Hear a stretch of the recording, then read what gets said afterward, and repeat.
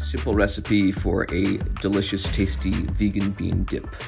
You will need either an immersion blender or a tabletop blender, a teaspoon of olive oil, a dash of sea salt, 2 teaspoons of lemon juice, 2 tablespoons of salsa, quarter teaspoon of ground cumin, black pepper, cayenne pepper, either a half cup of uncooked black beans, plus an Instapot, or you can just get a whole cup of beans that are already cooked. So you're going to take your beans, once they are cooked, put them in your blender and blend.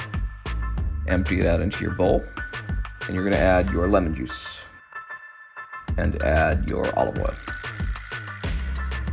and add your cumin and your salsa. Throw it all in the blender, mix it. It's a little too thick. You might want to add a little bit more water.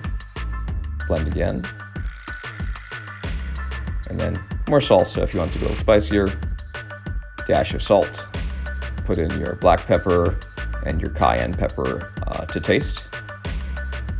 Then mix it up. You can just do this manually.